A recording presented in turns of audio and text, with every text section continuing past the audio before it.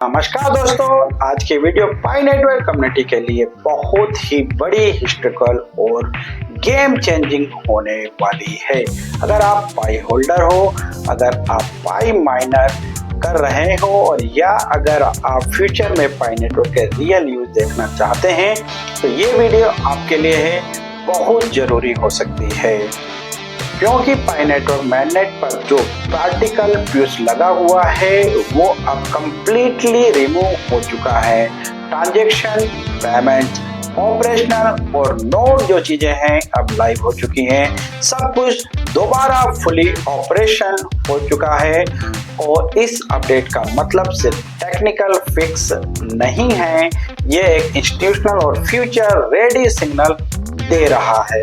Video के and तक जरूर बने रहें जिससे आपको इस सारी चीजों के बारे में पूरी क्लियरिटी जानकारी हो सके। तो इसका रियल इम्पैक्ट क्या पड़ेगा, पाई होल्डर को क्या करना चाहिए और फ्यूचर प्राइस और इकोसिस्टम पे इसका क्या लॉजिक एनालिसिस निकल के सामने आ रहा है। तो चलिए दोस्तों शुरू करते हैं आज की वीडियो। तो यहाँ पे दोस्तों सवाल है कि पाई मैननेट पार्टिकल फ्यूज क्या था और ये क्यों बंद किया गया था, पुश किया रोका गया था। तो सबसे पहले थोड़ा सा क्लियर होना बहुत जरूरी है। कई लोग क्या कह रहे हैं कि पाई नेटवर्क रुक गया है, पाई नेटवर्क फेल हो चुका है, पाई नेटवर्क स्कैम है। रियलिटी क्या थी इसके बारे में आज हम जानने की कोशिश करेंगे। तो पाई नेटवर्क ने पार्टिकल पुश लगाया था, इसका मतलब है कि नेटवर्क बंद नहीं था, सिर्फ कुछ क्रिटिकल ऑपरेशन टेम्परेली स्लो कर दिए गए थे जिसके कारण उसे पुश कर दिया गया था। रीजन क्या था इसके बारे में भी आज हम बात करेंगे। तो सिक्योरिटी अपग्रेड करना बहुत इंपॉर्टेंट पार्ट हो जाता है कि बहुत सारे ब्लॉकचेन्स भी इसका सहारा लेते हैं। स्टेबिलिटी इंप्रूवमेंट बहुत जरूरी था, इसीलिए इसको पुश किया गया था। इंस्टीट्यूशनल लेवल स्टेबिलिटी टेस्ट भी इस पे चल रहा था। तो इतने बड़े इकोसिस्टम को टेस्ट करने के लिए कुछ न कुछ चीजों को स्लो करना पड़ता है और रोकना पड़ता है। यही वो चीजें थी जिसके वजह से आप देखेंगे कि इथेरियम ने भी ये काम किया था, सोलाना ने भी यही काम किया था, पॉलीगॉन नेटवर्क ने भी ये काम किया था। स्ट्रॉन्ग ब्लॉकचेन्स कभी भी बिना टेस्टिंग के आगे नहीं बढ़ते हैं। तो ये बात आपको और सारी पाइनियर्स को समझना होगा कि पाई नेटवर्क भी स्ट्रॉन्ग रूप से अपनी टेस्टिंग करता जा रहा है। इसके लिए कुछ सिस्टम को उसको पुश भी करना पड़ता है और उस पर लोगों ने कई सवाल खड़े कर दिए कि पाई नेटवर्क स्कैम है और पाई नेटवर्क फ्रॉड तक का उन्होंने बातें कह दी। लेकिन बिग अनाउंसमेंट अभी सबके सामने लाइव हो चुकी है। अब आता है आज की बिग अपडेट जो हम आज बात करने चाह हैं। तो ऑफिशियली कंफर्मेशन अकॉर्डिंग अगर हम बात करें तो पाइनियर्स को ट्रांजैक्शन एक्टिव कर दिया गया है, पेमेंट एक्टिव कर दिया गया है, ऑपरेशनल भी एक्टिव कर दिया गया है, नोड जो है फुली फंक्शंस कर दिए गए हैं। जिससे इसका मतलब क्या होता है कि पाई नेटवर्क एक मैननेट दोबारा फुल पावर में चला रहा है और सिर्फ चला ही नहीं रहा है और ज्यादा स्टेबल, सिक्योर और स्केलेबल हो चुका है। ये अपडेट सिर्फ टेक्निकल नहीं है, इंस्टीट्यूशनल कॉन्फिडेंस का सिग्नल ये पाइनियर्स को देता है, जिससे पाइनियर्स को और भी ज्यादा जो है चीजें अपडेट में देखने को मिल सकता है। कि ये अपडेट करने की क्या जरूरत पड़ी, तो ये यहाँ पे इस वीडियो के अंदर सीरियसली इम्पोर्टेंट जो होता है वो हम बताते हैं और हम कोई फेक न्यूज नहीं देते हैं। जो ऑफिशियली ट्वीट्स हैं उन पे एनालिसिस करते हैं और वो रिकमेंडेशन हम न्यूज बना के आप लोगों को देते हैं। तो रियल पेमेंट पॉसिबल हो चुका है, पाई से एक माइंड पॉइंट नहीं है और payment ready to digital asset बन रहा है। Pi app, Pi ecosystem, merchant mainnet और payment, peer to peer transfer, ये सब फ्यूचर नहीं प्रेजेंट प्रिपरेशन हो चुकी है। नोड एक्टिव हो चुके हैं, स्ट्रॉन्ग डिसेंट्रलाइज्ड प्रोजेक्ट जो है एक्टिव मोड में आ चुका है और नोड का फुली ऑपरेशन होना इसका मतलब है कि नेटवर्क सिर्फ एक कंपनी के कंट्रोल में नहीं रहेगा,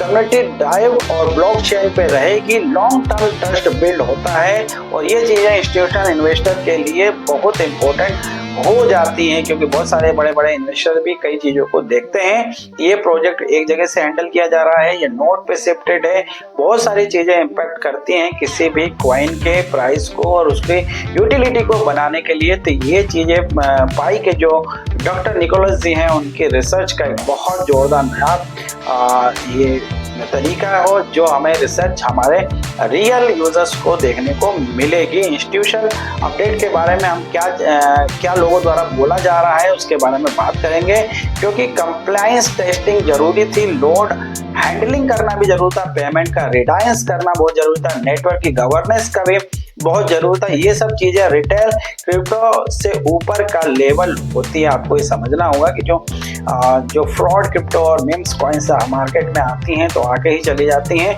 लेकिन इतनी चीजों को क्लियरली करना, गवर्नेंस के प्रोग्राम में लाना, पेमेंट का रिडेंशन करना, ये सब चीज़ों के लिए बहुत अच्छी टेक्नोलॉजी का टेस्टिंग और उसके एरर को, उसके बग को फिक्स करना भी बहुत ज़रूरी होता है। इसलिए पाई नेटवर्क ने ये सारी चीज़ें को अपने सिस्टम के अंदर लागू किया हुआ था। पाई नेटवर्क स्लो ग्लोबल इंफ्रास्ट्रक्चर बनाने की तरफ जा रहा है और ये बात हमें समझनी होगी कि ये जो सिस्टम बनाया जा रहा है पूरे दुनिया के लिए हिसाब से बनाया जा रहा है, ग्लोबल वाइड पेमेंट इसके अंदर बनाए जा रहे हैं, इसलिए इसकी लेवल सिक्योरिटी और इसकी टेस्टिंग भी उस लेवल पे होना बहुत जरूरी है। क्या करना चाहिए इसके बाद में भी एक क्वेश्चन उठ के सामने आता है, तो सबसे इम्पोर्टेंट क्या है, क्या नहीं करना है, पैनिक सेलिंग नहीं करनी है। अभी जितने भी मेरे फाइनेंस हैं मैं अपनी वीडियो में बताता हूँ कि उनको पैनिक सेलिंग नहीं करनी है, क्योंकि उनका प्राइस बहुत कम है और लोग जो है आईओ का और फेक आईओ प्राइस देखकर जो है सेलिंग ज़्यादा से ज़्यादा हो जा रही है, जिसके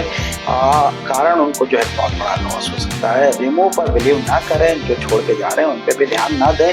क्या करना चाहिए इसके बारे में हम बताएंगे। अपनी जो पाई वॉलेट है वो सिक्योर रखिए, KYC कंप्लीट रखिए, पाई ऐप और इकोसिस्टम में एक्सप्लोर करते रहिए, लॉन्ग टर्म विजन रखें। जब जो लोग सिर्फ प्राइस देखते हैं और वो क्रिप्टो समझ नहीं पाते हैं, याद रखिएगा बात को, और जो लोग इकोसिस्टम के बिल्ड होते हुए देखते हैं वही असली विनर होते हैं। और इसका ज्वलंत उदाहरण अगर आप देखेंगे तो BTC है। BTC को लोगों ने पहले फेक कहा, फिर उसको एक क्रिप्टो कॉइन मानने से भी इनकार कर दिया, सिर्फ एक यहाँ तक कि इतने बड़ा उसका मिसयूज हुआ, लोगों ने 10-10 हज़ार में पिज़्ज़ा बर्गर तक उससे खाया।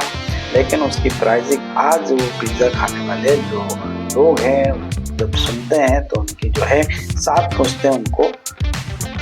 तो फ्यूचर इम्पैक्ट, प्राइस एडॉप्शन और ट्रस्ट के बारे में हम बात करेंगे। मैं ये नहीं फेक प्रेडिक्शन नहीं करूंगा, लेकिन लॉजिक जरूर दूंगा, आप सभी लोगों को बताने की कोशिश करूंगा कि पेमेंट लाइव होगा, नेटवर्क स्टेबल होगा, नोड डिसेंट्रलाइज होंगे और इकोसिस्टम एक्टिव हो जाएगा। वैल्यू और नेचुरली बिल्ड होती है। देखिए किसी की भी प्राइस, चाहे बिटकॉइन की भी अगर हमने प्राइस को देखा तो वो बिल्कुल नेचुरली बिल्ड हुआ है। लेकिन इसका एक चीज़ अच्छा भी है कि पाई के जैसे भी वैल्यू को इसके जो कम्युनिटीज हैं और जो इसके वेंडर्स हैं वो जरूर सपोर्ट कर रहे हैं, तो वो पाई टीम ने उनके ऊपर छोड़ के रखा है। प्राइस के दिन में नहीं है, लेकिन स्ट्रॉन्ग फंडामेंटल पर अगर हम स्टेबिलिटी के ग्रोथ पे अगर हम बात करेंगे, तो अगर ये कम्युनिटी इसको स्टेबल पॉइंट के रूप में एक्सेप्ट करती हो तो ये कोई बहुत बड़ी बात नहीं होगी।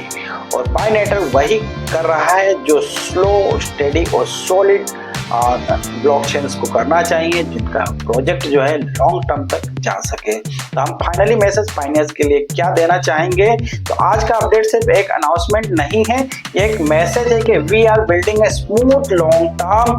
जो लोग स्टार्टिंग से पाई के साथ जुड़े हुए हैं और उनके लिए ये मोमेंट प्राउड फील कराने वाला है कि अगर आप स्मार्ट हो तो आप समझ गए होंगे कि मैननेट का फुल ऑपरेशनल होने के साइलेंट रिवोल्यूशन आ जाएगा। आप लोग जानते हैं पाइनियर्स हैं जिनने अभी तक इतने सालों तक पाई की मेहनत की है, तो उनके लिए ओपन मैनेट के लिए इसका साइलेंटली टेस्टिंग करना कितना जरूरी था और आने वाले समय के अंदर ये कितने बड़े चेंजेस आ सकते हैं। अगर आप पाई नेटवर्क के सीरियसली फॉलो करते हैं, अगर उसको ज़्यादा से ज़्यादा माइनिंग करते हैं, तो हमारे चैनल को लाइक एंड सब्सक्राइब करना ना भूलें, क्योंकि आपका भाई जो है आपको ऐसे ही इंफॉर्मेशन वीडियो लेके आता रहता है, जिससे आपको ज़्यादा से ज़्यादा पाई नेटवर्क के बारे में अपडेट रखा जा सके। तो ऐसे ही इंफॉर्मेशन वीडियो देखने के लिए हमारे चैनल को लाइक एंड सब्सक्राइब जरूर कर दें। मिलते हैं अगली वीडियो में, जब तक के लिए नमस्कार, धन्यवाद।